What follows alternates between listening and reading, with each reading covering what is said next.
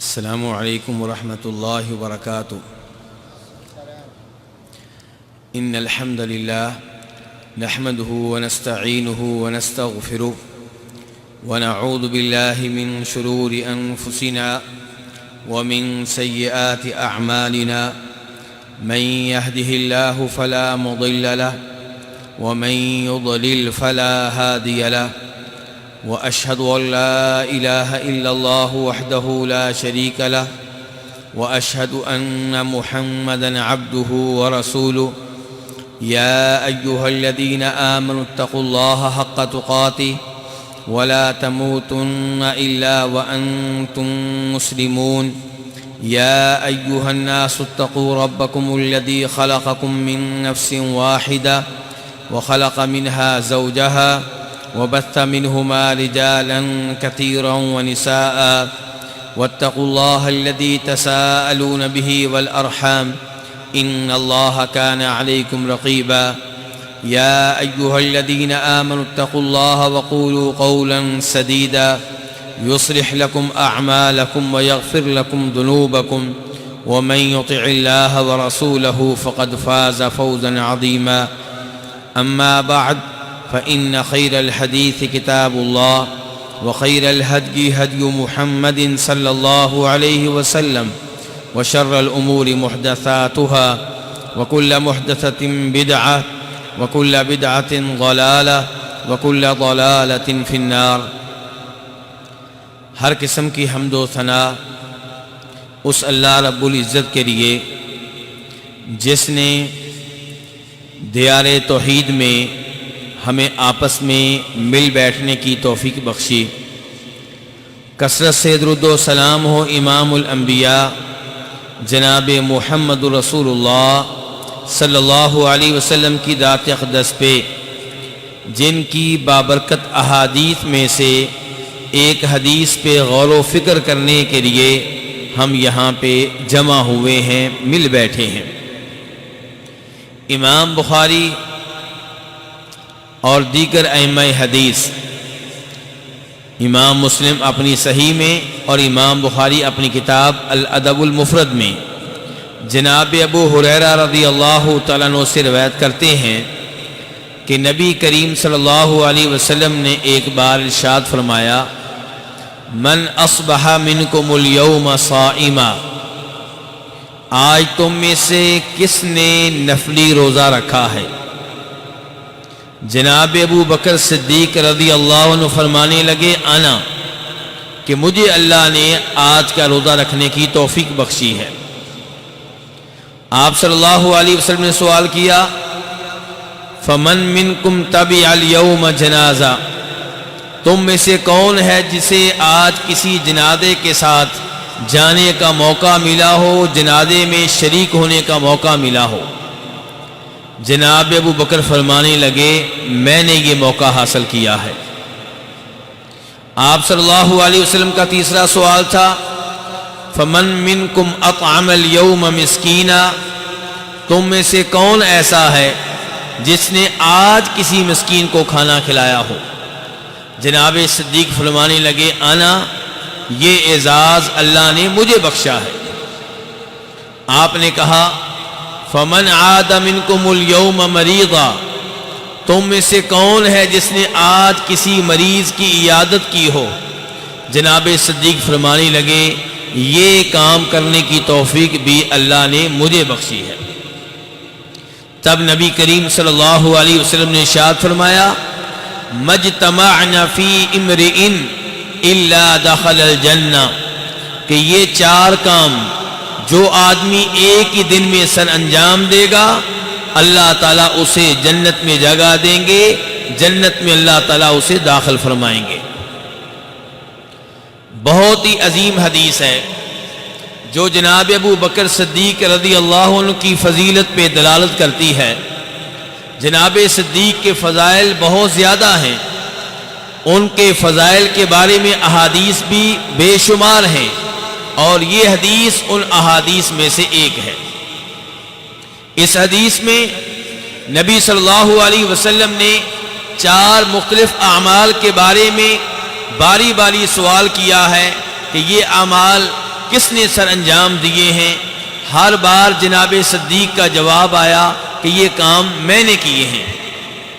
یہاں سے یہ پتہ چلا کہ ویسے تو شریعت ہم سے مطالبہ کرتی ہے کہ آپ نیک اعمال کو ریاکاری کے طور پہ استعمال نہ کریں، دکھلاوے کے طور پہ پیش نہ کریں، لیکن اگر کبھی کوئی ٹیچر، کوئی معلم، کوئی مربی، مسجد کا امام، مسجد کا خطیب یہ سوال کرے کہ آج یہ نیکی کا کام کس نے کیا ہے، تو جواب دینے میں کوئی حرج نہیں ہے کہ میں نے کیا ہے، کیونکہ یہاں پہ ریاکاری مقصود نہیں ہے۔ یہاں پہ آپ اپنے نیک عمل کو ظاہر نہیں کرنا چاہتے، لیکن سوال کرنے والے نے سوال کیا، خطیب صاحب نے سوال کیا تاکہ باقی لوگوں کو ترغیب ملے، اور آپ نے بتا دیا کہ یہ کام میں نے کیا ہے، تو اس میں انشاءاللہ کوئی حرج نہیں ہے۔ یہ 4 کام جن کی وجہ سے جنت کی بشارت مل رہی ہے، آئیے ان پہ غور کرتے ہیں۔ پہلا کام کیا تھا جی؟ نفلی روزہ۔ پہلا کام تھا نفلی روزہ۔ اللہ رب العزت کے قریب ہونے کے لیے پہلے نمبر پہ جن اعمال کو پیش کرنا چاہیے، یہ وہ اعمال ہیں جن کو اللہ نے لوگوں پہ فرض قرار دیا ہے، واجب قرار دیا ہے۔ کوئی انسان نوافل کا اہتمام کرتا ہے لیکن فرائض کا اہتمام نہیں کرتا، وہ اللہ کے اس انداز سے قریب نہیں ہو سکتا۔ آپ رمضان کے 30 روزے نہ رکھیں، بعد میں نفلی روزے رکھتے رہیں، اس انداز سے انسان اللہ کے قریب نہیں ہو سکتا۔ اللہ کے قریب ہونے کے لیے بہترین اعمال وہ ہیں جن کو اللہ نے فرض اور واجب قرار دیا ہے، اور اس کے بعد نوافل کا نمبر آتا ہے۔ نوافل کے ذریعے انسان مسلسل اللہ کے قریب ہوتا ہے۔ وَمَا يَزَالُ عَبْدِي يَتَقَرَّبُ إِلَيَّ بِالنَّوَافِلِ حَتَّى أُحِبَّهُ، میرا بندہ نفلی عبادات کے ذریعے میرے قریب ہوتا رہتا ہے، قریب ہوتا رہتا ہے، حتیٰ کہ میں اس کو اپنا محبوب بنا لیتا ہوں۔ کتنا خوش نصیب ہے وہ جسے محبوب کون بنا رہا ہے؟ اللہ تعالیٰ۔ تو اللہ رب العزت محبوب کس کو بناتے ہیں؟ جو فرائض کے بعد نفلی عبادات کا بھی اہتمام کرے۔ تو پہلی عبادت جس کا تذکرہ ہوا ہے وہ نفلی روزے ہیں۔ نفلی روزے اللہ رب العزت کو بہت پسند ہیں۔ کتنے پسند ہیں اس کا اندازہ آپ ایک حدیث قدسی سے کر سکتے ہیں، جس میں نبی کریم صلی اللہ علیہ وسلم ارشاد فرماتے ہیں کہ اللہ تعالیٰ کہتے ہیں کل عمل ابن آدم یضاعف، انسان کوئی بھی نیک عمل کرے اللہ تعالیٰ اس کا ثواب بڑھا دیتے ہیں، جتنا ثواب اس پہ دینا چاہیے اس سے کہیں زیادہ ثواب دیتے ہیں۔ کیا اصول ہے اس معاملے میں؟ کیا قانون ہے اس معاملے میں؟ فرمایا الحسنۃ بعشر امثالها، اللہ تعالیٰ ایک نیکی پہ 10 نیکیوں کے برابر ثواب دیتے ہیں، بلکہ کئی دفعہ ایک نیکی پہ اللہ تعالیٰ 100 گنا ثواب دیتے ہیں، کئی دفعہ 200 گنا، 300 گنا، 700 گنا تک اللہ تعالیٰ ایک نیک عمل پہ ثواب دیتے ہیں۔ اللہ کی رحمت دیکھیے، اللہ کا فضل دیکھیے۔ لیکن فرمایا الا الصوم، روزوں کے معاملے میں یہ اصول نہیں ہے۔ کون سا اصول نہیں ہے جی؟ روزوں کے معاملے میں یہ اصول نہیں ہے کہ نیکی پہ ثواب 700 گنا تک مل سکتا ہے۔ کیا اصول ہے روزوں کے معاملے میں؟ فرمایا فَإِنَّهُ لِي وَأَنَا أَجْزِي بِهِ، روزوں کی باری آتی ہے تو اللہ تعالیٰ اعلان کرتے ہیں روزے خاص میرے لیے ہیں، ان پہ جزا میں خود دوں گا۔ کیا مطلب اس میں جزا میں خود دوں گا؟ جب جزا دینے والا اللہ تعالیٰ ہو، جب اللہ تعالیٰ کہہ رہے ہوں کہ روزہ رکھنے پہ جو اجر و ثواب بنتا ہے خود میں دوں گا، آپ اندازہ کر سکتے ہیں کہ کتنا زیادہ ثواب ہوگا۔ یہ وہ اللہ کہہ رہا ہے جس کے خزانے بہت وسیع ہیں، جو صبح و شام اپنے بندوں کو کھلا رہا ہے، جو صبح و شام اپنے بندوں پہ رحمت کر رہا ہے، وہ اللہ کہہ رہا ہے کہ نفلی روزہ رکھنے پہ جزا خود میں دوں گا۔ کیوں یا اللہ؟ روزوں کے ساتھ اتنی محبت کیوں؟ روزہ رکھنے والے کے ساتھ اتنا پیار کیوں؟ فرمایا یدع شہوتہ وطعامہ من اجلی، اس لیے کہ یہ فجر سے لے کے مغرب تک بھوکا رہتا ہے، پیاسا رہتا ہے میری وجہ سے۔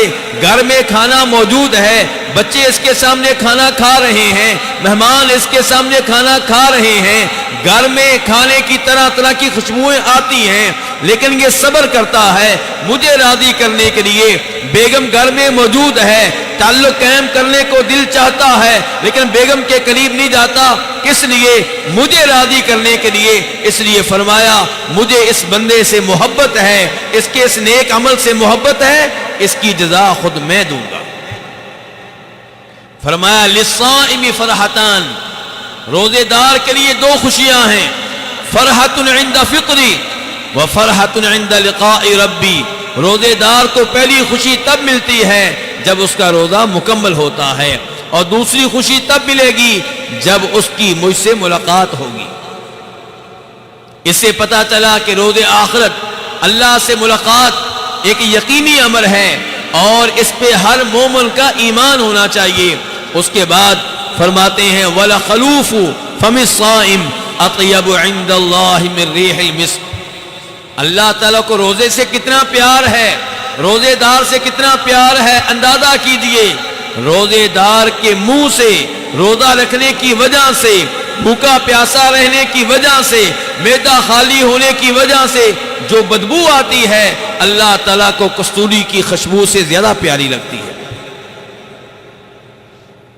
روزہ اللہ کے قریب ہونے کے لیے بہترین عمل ہے۔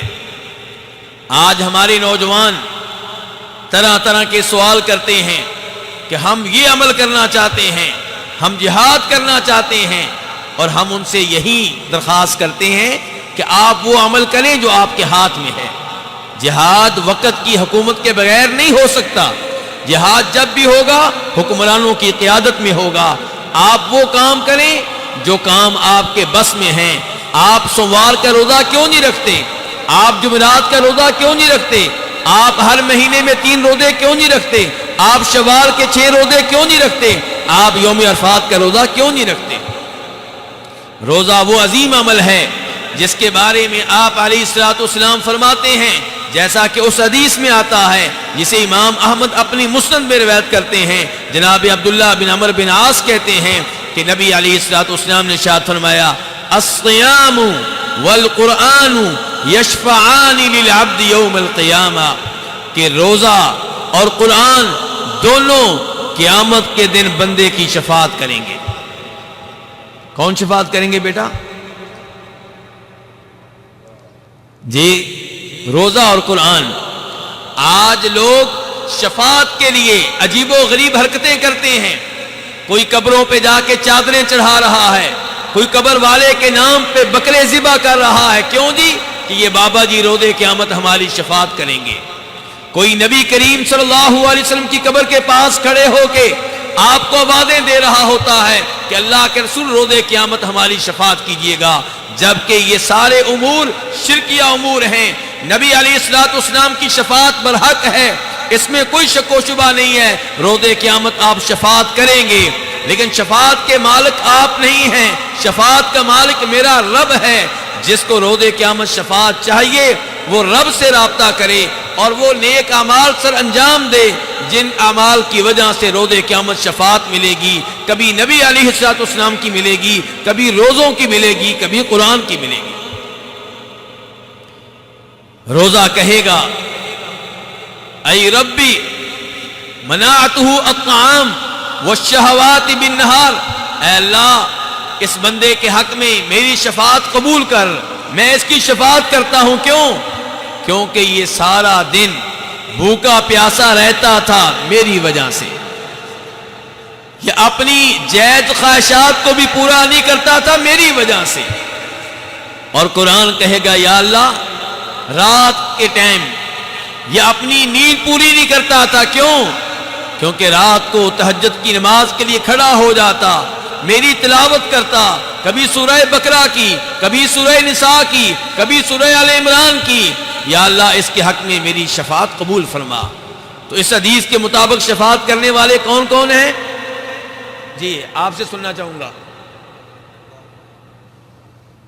میں اکیلا ہی لگا ہوا ہوں میرے خیال میں۔ قرآن اور روزہ یہ شفاعت کر رہے ہیں۔ نبی علیہ السلام فرماتے ہیں دونوں کی شفاعت اللہ تعالیٰ مان لیں گے۔ ایک روزہ رکھنے کی وجہ سے جو آپ اللہ کو راضی رکھنے کے لیے روزہ رکھتے ہیں، اللہ تعالیٰ اس کی وجہ سے روزہ رکھنے والے کو جہنم کی آگ سے اتنا دور کر دیتے ہیں کہ جتنا فاصلہ 70 سال سفر کر کے طے ہوتا ہے اس کے برابر اللہ تعالیٰ انسان کو صرف ایک روزے کی وجہ سے جہنم کی آگ سے دور کر دیتے ہیں۔ روزہ رکھنے والے کو روزے قیامت کس گیٹ سے بلایا جائے گا؟ جی ریان گیٹ سے بلایا جائے گا، اور اس گیٹ سے روزہ داروں کے علاوہ کوئی داخل نہیں ہو سکے گا۔ تو میرے بھائیو روزوں کا اہتمام کرنا چاہیے۔ نبی علیہ الصلوۃ والسلام کثرت کے ساتھ نفلی روزے رکھا کرتے تھے۔ دوسرے نمبر پہ اس حدیث میں جس عمل کا تذکرہ ہوا ہے وہ کیا ہے؟ جنازے کے ساتھ جانا۔ موت برحق ہے، اس میں کوئی شک و شبہ نہیں ہے۔ کل نفس ذائقۃ الموت، ہر انسان نے موت کا ذائقہ چکھنا ہے۔ جس طرح مسلمان پہ حقوق ہیں زندگی میں، ایسے ہی مسلمان پہ حقوق ہیں فوت ہونے کے بعد بھی۔ ان حقوق میں سے ایک حق یہ ہے کہ آپ اسے غسل دیں، آپ اسے کفن پہنائیں، آپ اسے دفن کریں، آپ اس کے جنازے میں شریک ہوں۔ یہ اس کے حقوق میں سے چند حقوق ہیں جو ہمارے ذمے ہیں۔ جناب ابو ہریرہ کہتے ہیں کہ نبی صلی اللہ علیہ وسلم نے ارشاد فرمایا کہ مسلمان پہ 6 حقوق ہیں۔ ذرا میرے ساتھ دہرائیے گا، ویسے آپ کو آتے ہیں لیکن ذرا یاد دہانی ہو جائے، اور دہرائیے گا یہ سوچ کر کہ ہم کتنے حقوق ان میں سے ادا کر رہے ہیں۔ پہلا حق کیا ہے؟ اذا لقیتہ فسلم علیہ، کہ جب بھی مسلمان سے سامنا ہو، اس سے ملنے کا موقع ملے تو آپ اسے سلام کہیں۔ اور سلام کہنے پہ کتنی نیکیاں ملتی ہیں؟ 10 ملتی ہیں، اور السلام علیکم ورحمۃ اللہ کہنے سے 20، اور السلام علیکم ورحمۃ اللہ وبرکاتہ کہنے سے مفت کی نیکیاں جو ہم حاصل نہیں کرتے۔ اور اپنے بچوں کو ہم یہ تربیت نہیں دے رہے۔ بچے چھوٹے ہوتے ہیں، انہیں مسئلہ بتا دینا کافی نہیں ہوتا، بار بار انہیں عادی بنانا پڑتا ہے۔ بیٹا آپ کمرے میں داخل ہوئے، آپ نے سلام نہیں کہا، واپس جائیں سلام کہیں، دوسرے دن پھر کہیں، تیسرے دن پھر کہیں، پھر جا کر کہیں بچے کو عادت پڑے گی۔ تو یہ پہلا حق ہے۔ دوسرا حق وَإِذَا دَعَاكَ فَأَجِبْهُ، آپ کو کھانے کی دعوت دے، آپ اس کی دعوت کو قبول کریں۔ تیسرے نمبر پہ وَإِذَا اسْتَنصَحَكَ فَانصَحْ لَهُ، جب آپ سے نصیحت کا مطالبہ کرے کہ مجھے کوئی نصیحت کریں، فلاں معاملے میں مجھے مشورہ دیں، تو آپ اس کی خیر خواہی کریں، اسے نصیحت کریں، اسے اچھا مشورہ دیں۔ کتنے حقوق ہو گئے؟ 3۔ چوتھے نمبر پہ جب اسے چھینک آئے اور وہ الحمدللہ کہے، آپ کیا کہیں گے؟ یرحمک اللہ۔ بسوں میں سفر کرنے کا موقع ملتا ہے، فلائٹ میں بیٹھنے کا موقع ملتا ہے، ہوٹلوں میں بیٹھنے کا موقع ملتا ہے، اکثر مسلمان چھینک آنے پہ الحمدللہ نہیں کہتے، بار بار درد سنتے ہیں جیسا کہ آج آپ سن رہے ہیں، اس کے باوجود عمل نہیں ہے، مفت کی نیکیاں ہیں حاصل نہیں کرتے۔ تو چھینک آئے تو چھینک لینے والے کو کیا کہنا چاہیے بیٹا؟ الحمدللہ۔ اور جو قریب بیٹھا ہے وہ کیا کہے گا؟ اللہ کی تیرے اوپر رحمتیں نازل ہوں۔ اب وہ کیا کہے گا؟ یہدیکم اللہ، اللہ تمہیں ہدایت دے، صراط مستقیم پہ گامزن کرے، جنت کی راہ پہ لگائے اور تمہارے احوال کو ٹھیک کر دے۔ ہم مولوی صاحب سے کہتے ہیں مولوی صاحب میرے لیے دعا کریں۔ بھئی یہ طریقہ ہے دعائیں لینے کا، مسلمانوں سے دعائیں لیں اس انداز سے۔ کتنے حقوق ہو گئے؟ 4۔ وَإِذَا مَرِضَ فَعُدْهُ، جب بیمار ہو جائے تو آپ اس کی عیادت کریں، اور جب فوت ہو جائے تو آپ اس کے جنازے کے ساتھ جائیں۔ جناب عبداللہ بن عمر رضی اللہ تعالیٰ عنہما ایک دفعہ تشریف فرما ہے. ان کے پاس ایک آدمی آیا, کہنے لگا آپ نے سنا ہے ابو ہریرہ کیا کہتے ہیں؟ کہا کیا کہتے ہیں؟ جی ابو ہریرہ کہتے ہیں کہ جو میت کا جنازہ پڑھنے کے بعد تدفین تک جنازے کے ساتھ رہے گا اسے 2 قرات ثواب ملے گا. اور 1 قرات کتنا ہوتا ہے؟ احد پہاڑ کے برابر. احد پہاڑ کتنا طویل ہے جی؟ 7 کلومیٹر طویل. کتنا وزن ہوگا؟ چوڑائی اس کے علاوہ ہے. تو ایک جنازہ پڑھنے کا ثواب احد پہاڑ کے برابر ہے. جنازے کے بعد تدفین میں حصہ لیں تو کتنا ثواب ہے؟ 2 احد پہاڑ کے برابر. عبداللہ بن عمر حیران رہ گئے یہ بات سن کر. کیوں بھائی عبداللہ بن عمر کو یہ مسئلہ کیوں معلوم نہیں تھا؟ توجہ چاہوں گا آپ کی. کون سا بھائی میرے بتانے سے پہلے مجھے جواب دے سکتا ہے؟ جی. ان کی عمر کم تھی. عبداللہ بن عمر کو اتنا مسئلہ معلوم تھا کہ جنازہ پڑھنے پہ 1 قرات ثواب ملتا ہے, لیکن یہ ان کے ذہن میں نہیں تھا کہ جنازے کے بعد تدفین تک ساتھ رہیں تو 2 قرات ثواب ملتا ہے. جب یہ بات سنی تو ایک آدمی کی ڈیوٹی لگائی, ام المؤمنین عائشہ کے پاس جاؤ, ان سے پوچھ کر آؤ کہ ابو ہریرہ نے جو حدیث بیان کی ہے کیا وہ آپ نے بھی سنی ہے؟ جناب عائشہ کے پاس وہ آدمی گیا اور کہا بالکل یہ حدیث اللہ کے رسول نے بیان کی تھی.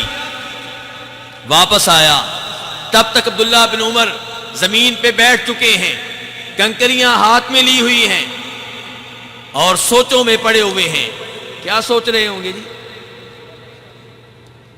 کہ یہ کیا معاملہ ہے کہ مجھے اس کا پتہ ہی نہیں ہے, کیا یہ صحیح ہے؟ اتنی دیر میں وہ آدمی آ گیا کہنے لگا بالکل مسئلہ ایسے ہی ہے, ام المؤمنین عائشہ اس کی تصدیق کر رہی ہیں. عبداللہ بن عمر نے کنکریاں ادھر ہی پھینکی, کہا ہائے افسوس میں نے کتنے ہی قرات ضائع کر دیے, ہائے افسوس میں نے کتنا ہی ثواب احد پہاڑ کے برابر بنتا تھا ضائع کر دیا, کتنی بڑی نیکی سے میں محروم ہو گیا. میرے بھائیوں کیا ہمیں بھی افسوس رہتا ہے کہ آج میری یہ نماز رہ گئی ہے, آج میں 1 سپارہ تلاوت نہیں کر سکا, آج سوموار تھا میں نفلی روزہ نہیں رکھ سکا. کبھی افسوس ہوا, کبھی ندامت ہوئی؟ ہم تو فرض چھوڑ دیتے ہیں, ہمیں افسوس نہیں ہوتا. اور عبداللہ بن عمر نے فرض نہیں چھوڑا, ایک فضیلت سے محروم رہے تھے اور یہ کہہ رہے ہیں کہ آئندہ میں یہ ثواب ضائع نہیں ہونے دوں گا. تو میرے بھائیوں میت کا حق ہے کہ ہم اس کے جنازے میں شریک ہوں, اور کوشش یہ کرنی چاہیے کہ جب جنازہ اس کے گھر سے نکلے وہاں سے لے کر دفن ہونے تک آپ ساتھ رہیں, تدفین کے بعد اس کے لیے دعا کریں, پھر آپ واپس آئیں, ورنہ کم از کم اس کے جنازے میں شریک ہوں. تیسرا وہ عمل جس کے بارے میں آپ نے سوال کیا تھا وہ کیا تھا جی؟ تم میں سے کس نے کسی مسکین کو کھانا کھلایا ہے؟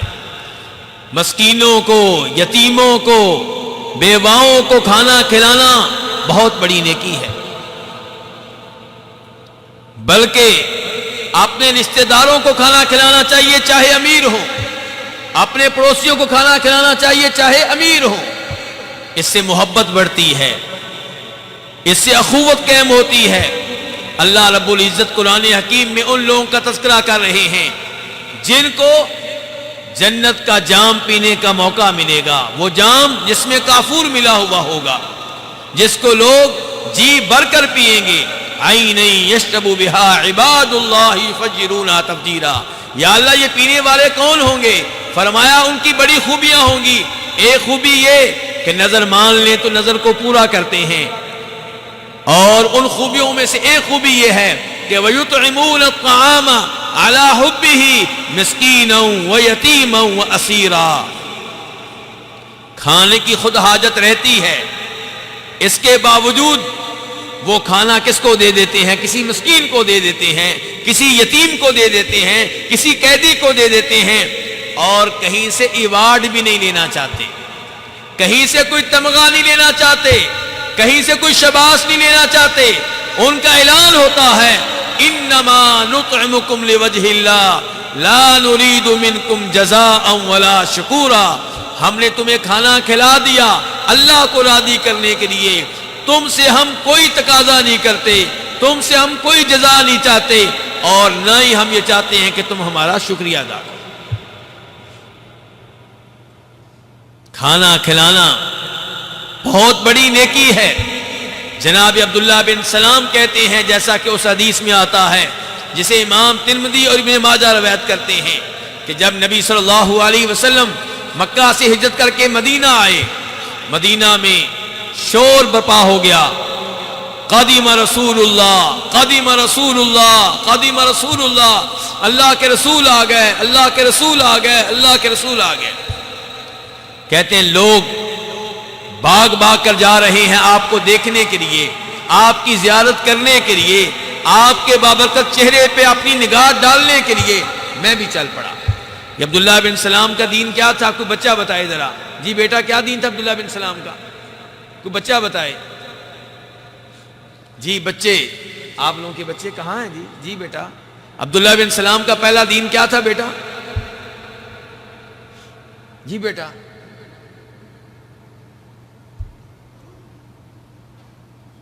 یہودی تھے۔ کیا تھے؟ دیکھ لیں بچوں کو کیوں معلوم نہیں ہے۔ میرا آپ سے سوال ہے، آپ کے بچے کو انگلش کی کئی نظمیں زبانی یاد ہیں، کئی ڈرامے ان کے بول یاد ہیں، کئی فلموں کے بول یاد ہیں، یہ چیزیں کیوں معلوم نہیں ہیں؟ کیا کبھی سیرت کی کتاب پڑھنے کے لیے دی؟ بلکہ اس سے پہلے ابا جی نے خود پڑھی ہے کہ نہیں پڑھی؟ عبداللہ بن سلام نبی علیہ السلام کو دیکھنے کے لیے آئے، کہتے ہیں جب میری نگاہ آپ کے چہرے پہ پڑی تو میں دیکھتے ہی پہچان گیا یہ چہرہ کسی جھوٹے آدمی کا چہرہ نہیں ہو سکتا۔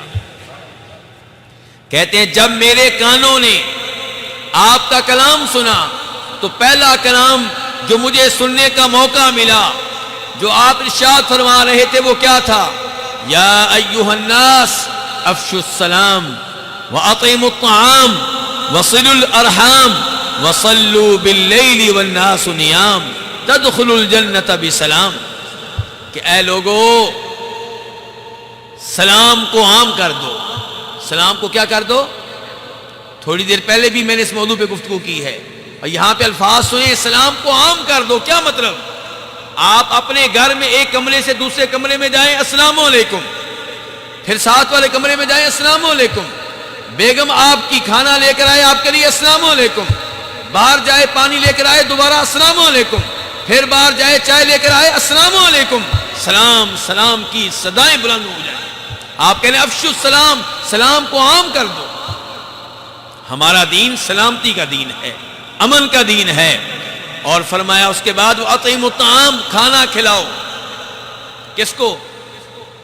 اس حدیث میں یہ نہیں کہا کس کو، اس سے پتا چلا کھانا کھلانا اس کو عادت بنا لیں۔ کبھی آپ پڑوسیوں کو کھلائیں، کبھی رشتہ داروں کو کھلائیں، کبھی غریبوں کو کھلائیں، کبھی مسکینوں کو کھلائیں، کبھی ان سب کو جمع کر لیں۔ کھانا کھلانا اپنی عادت بنا لیں۔ افشوا السلام واطعموا الطعام وصلوا الارحام، رشتوں کو جوڑو، توڑو نہیں، رشتوں کو جوڑو۔ آپ کا تعلق ہونا چاہیے اپنے چچا سے، آپ کا تعلق ہونا چاہیے آپ کی خالہ سے، آپ کے تعلقات اچھے ہونے چاہیے آپ کے رشتہ داروں سے، وہ آپ کو تنگ کریں آپ ان سے نیکی کریں۔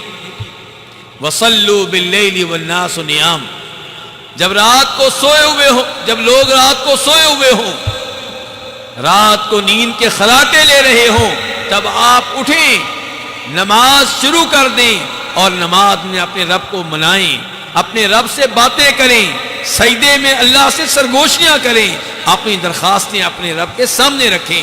فرمایا جب آپ یہ چار کام کریں گے تدخلوا الجنۃ بسلام، بڑی سلامتی کے ساتھ، بڑی آسانی کے ساتھ آپ جنت میں داخل ہو جائیں گے۔ چوتھا کام کیا تھا جی؟ جی مریض کی عیادت کرنا. چوتھا کام کیا تھا؟ مریض کی عیادت کرنا. تو میرے بھائیوں، تندرستی، صحت بہت بڑی نعمت ہے، لیکن عام طور پہ لوگوں کو اس نعمت کی قدر نہیں ہے. اس نعمت پہ اللہ کا شکر ادا نہیں کرتے. اس نعمت کا احساس تب ہوتا ہے جب یہ نعمت چھن جاتی ہے، جب بیماریوں سے واسطہ پڑتا ہے، تب پتہ چلتا ہے میں کتنی بڑی نعمت میں تھا. کسی بزرگ نے کہا ہے الصحۃ تاج علی رؤوس الصحہ لا یراہا الا المرضى، کہ تندرستی، صحت، یہ تندرست لوگوں کے سر پہ ایک تاج ہے، لیکن یہ تاج ان کو نظر نہیں آتا. ان کو نظر آتا ہے جو بیمار ہو چکے ہیں. تو یہ بہت بڑی نعمت ہے. اس نعمت کا احساس آپ کو کب ہوگا؟ جب آپ مریض کی عیادت کے لیے جائیں گے. تو مریض کی عیادت کے لیے جائیں، آپ کو پتا چلے کہ آپ کتنی بڑی نعمت میں ہیں.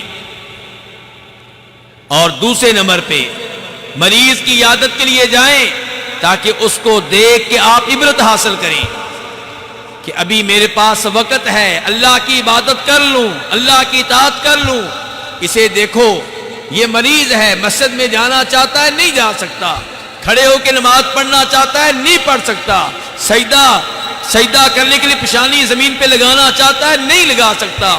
وضو کرنا چاہتا ہے، ڈاکٹروں کی طرف سے اجازت نہیں ہے. آپ علیہ السلام نے ارشاد فرمایا تھا نعمتانی مغبون فیہما کثیر من الناس، اللہ کی طرف سے دو نعمتیں ایسی ہیں جن کے معاملے میں لوگ خسارے میں ہیں، گھاٹے میں ہیں، ان کا صحیح استعمال نہیں کرتے. کون کون سی دو نعمتیں جی؟ وقت اور صحت. وقت کا استعمال کہاں کرتے ہیں؟ موبائل پہ، یوٹیوب پہ، فلمیں دیکھنے کے لیے، ڈرامہ دیکھنے کے لیے، اور لوگوں کی غیبت کرنے کے لیے، تہمتیں لگانے کے لیے. اور تندرستی جو ہے اس کی بھی قدر نہیں کرتے. تندرستی کے ایام بہترین ایام اللہ کی عبادت کے لیے، لیکن لوگ اس کی قدر نہیں کرتے. مریض کی عیادت کے لیے جائیں تاکہ آپ میں اس نعمت کی قدر اور اس کا احساس پیدا ہو. اور مریض کی عیادت کے لیے جائیں تاکہ آپ مریض کو دعا دے سکیں. مریض کو کیا دے سکیں؟ دعا دے سکیں. امام ابو داؤد روایت کرتے ہیں جناب عبداللہ ابن عباس رضی اللہ تعالیٰ عنہما سے کہ جو بھی آدمی کسی ایسے مریض کی عیادت کے لیے جائے جس کے مرنے کا وقت ابھی نہ آیا ہو، جس کے مرنے کا وقت ابھی نہ آیا ہو، اس کے پاس بیٹھ کے 7 مرتبہ یہ الفاظ کہے اسأل اللہ العظیم رب العرش العظیم ان یشفیک، میں اللہ سے سوال کرتا ہوں. کون سا اللہ؟ عظمت والا اللہ، شان والا اللہ. میں عظمت والے اللہ سے درخواست کرتا ہوں، التجا کرتا ہوں. رب العرش العظیم، وہ اللہ جو عرش عظیم کا رب ہے. کیا سوال کرتا ہوں؟ یشفیہ کا، کہ وہ تجھے شفا دے دے. جو 7 مرتبہ یہ الفاظ کہے گا اللہ اس کی دعا کو قبول کرے گا اور اس مریض کو شفا دے گا. نبی علیہ الصلوۃ والسلام جناب سعد بن وقاص کی عیادت کے لیے گئے. 3 بار کہا اللہم اشفی سعدا، اللہم اشفی سعدا، اللہم اشفی سعدا، اے اللہ سعد کو شفا دے. کبھی آپ کہا کرتے تھے لا بأس طہور انشاءاللہ. تو آپ مریض کے پاس جائیں، اس کی عیادت کریں، اس کو دعا دیں، اور اس کے ساتھ ساتھ کیا ہوگا؟ آپ اس کو دعا دیں گے، اللہ تعالیٰ 70,000 فرشتوں کی ڈیوٹی لگا دیں گے، وہ آپ کے لیے شام تک دعائیں کریں گے. کتنا ٹائم باقی شخص؟ امام ترمذی روایت کرتے ہیں ابو فاختہ سے، وہ کہتے ہیں کہ امیر المؤمنین جناب علی نے میرا ہاتھ پکڑا، کہا آؤ حسن کی عیادت کے لیے چلتے ہیں، حسن بیمار ہے. ہم وہاں پہنچے تو ابو موسیٰ اشعری بھی موجود تھے. کس کی عیادت کے لیے گئے نہیں؟ حسن. اور کون وہاں پہ موجود ہے؟ ابو موسیٰ اشعری. جناب علی نے سوال کیا کہ ابو موسیٰ کیسے آئے ہو؟ عیادت کے لیے آئے ہو کہ زیارت کے لیے آئے ہو؟ کہا نہیں، عیادت کے لیے آیا ہوں۔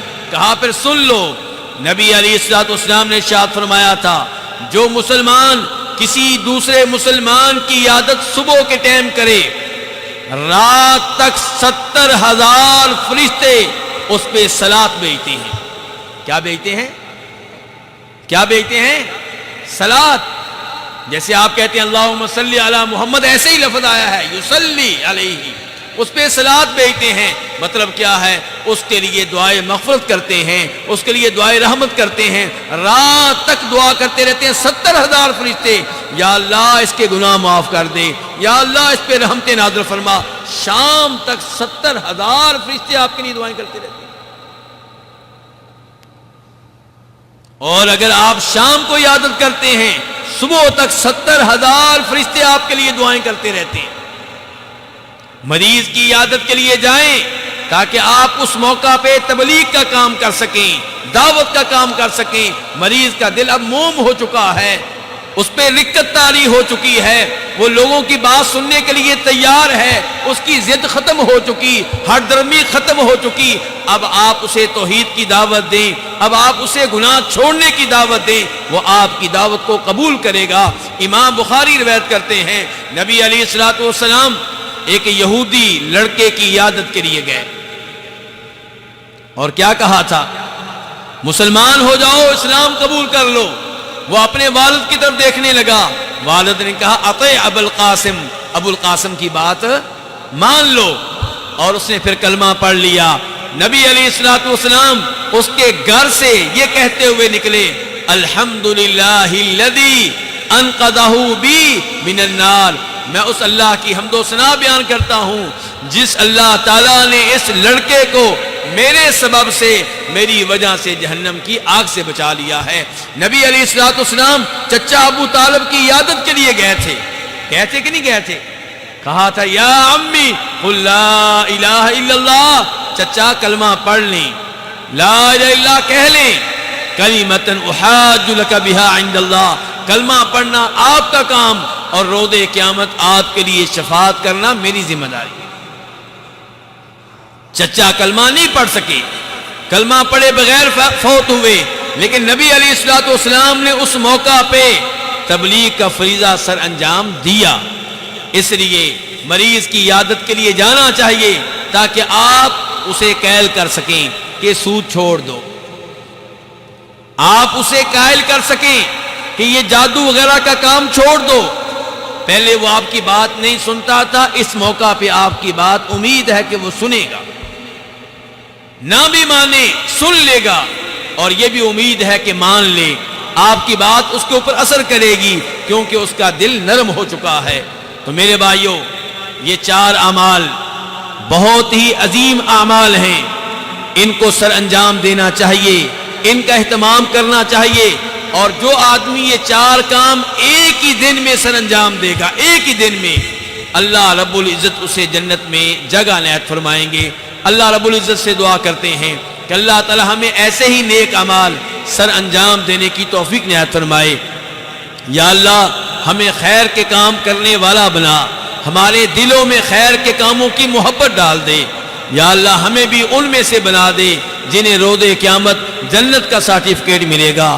یا اللہ جہنم کی آگ سے محفوظ رکھنا، قبر کے عذاب سے محفوظ رکھنا۔ یا اللہ جتنے بھی مسلمان فوت ہو چکے، ہمارے والدین میں سے کوئی، بہن بھائیوں میں سے کوئی، رشتہ داروں میں سے کوئی، پڑوسیوں میں سے کوئی، حتیٰ کہ کوئی بھی مسلمان فوت ہو گیا ہے، یا اللہ اس کی قبر کو منور فرما، یا اللہ اس کی قبر کو کشادہ فرما، یا اللہ اس کی قبر پہ اپنی رحمتیں نازل فرما۔ یا اللہ جو مسلمان مریض ہیں انہیں شفا دے، یا اللہ انہیں عافیت دے، یا اللہ انہیں تندرستی دے، یا اللہ جب تک بیماری موجود ہے انہیں صبر کرنے کی توفیق دے۔ یا اللہ اس بیماری کو ان کے گناہوں کے جھڑنے کا سبب، باعث اور ذریعہ بنا دے۔ یا اللہ ہمیں جب بھی موت دینا، ایمان پہ دینا، اسلام پہ دینا، توحید پہ دینا۔ یا اللہ مظلوم مسلمان جہاں پہ بھی ہیں ان کی مدد فرما۔ یا اللہ مظلوم مسلمان جہاں پہ بھی ہیں ان کی مدد فرما۔ یا اللہ وہ مسلمان جن پہ کافر ظلم کر رہے ہیں وہ جہاں پہ بھی ہیں ان کی یا اللہ مدد فرما۔ یا اللہ ہم سب کو اپنے گھروں کی 4 دیواری میں شریعت نافذ کرنے کی توفیق دے یا اللہ ایسی مجالس میں، علم کی مجالس میں، قرآن کی مجالس میں، حدیث کی مجالس میں بار بار حاضر ہونے کی توفیق دے یا اللہ ہماری اولاد کو نیک بنا، انہیں قرآن کا حافظ بنا، انہیں دین کا عالم بنا، انہیں ہمارے آنکھوں کی ٹھنڈک بنا دے یا اللہ انہیں دنیا بھی دے آخرت بھی دے یا اللہ جن کے پاس اولاد نہیں ہے انہیں نیک صحت مند اولاد عنایت فرما یا اللہ وہ لوگ جو اس قسم کے پروگرام کا انعقاد کرتے ہیں یا اللہ ان کی محنتیں قبول فرما یا اللہ انہیں مزید ایسی محنتیں کرنے کی توفیق دے، ہم سب کو ایسے کاموں میں اپنا اپنا حصہ ڈالنے کی توفیق دے۔ وآخر دعوانا ان الحمد للہ رب العالمین۔ جی بھائی کہتے ہیں کھانا کھلانے کی جگہ پہ پیسے دے سکتے ہیں؟ پیسے دینے کا یقیناً اپنا ثواب ہے، کسی موقع پہ پیسے دینا مناسب ہوتا ہے اور کسی موقع پہ کھانا دینا مناسب ہوتا ہے، حالات کے مطابق فیصلہ کر لینا چاہیے۔ پیسے آپ دیں گے تو کئی دفعہ وہ آدمی جس کو پیسہ دے رہے ہیں وہ بیمار ہے، اس نے علاج کروانا ہے تو اس موقع پہ پیسے دینا مناسب ہوگا، اور کبھی یہ ہے کہ 100 آدمی بیٹھے ہیں بھوکے ہیں، آپ پیسے کس کو دیں گے؟ ایک کو دے دیں گے، 2 کو دے دیں گے، 3 کو، باقی کہاں جائیں گے؟ تو اس موقع پہ کھانا کھلانا مناسب ہوگا۔ تو شریعت نے جہاں صدقہ خیرات کی ترغیب دی ہے وہاں کھانا کھلانے کی خاص طور پہ ترغیب دی ہے۔ یہ 4 کاموں کی فضیلت حاصل کرنے کے لیے پھر کھانا ہی کھلانا چاہیے، کیونکہ وہاں پہ کھانا کھلانے کا تذکرہ ہے۔ جی یہ دن کیسے طے ہوگا؟ امید یہی ہے مغرب سے مغرب تک، یہی امید ہے، واللہ اعلم۔ جی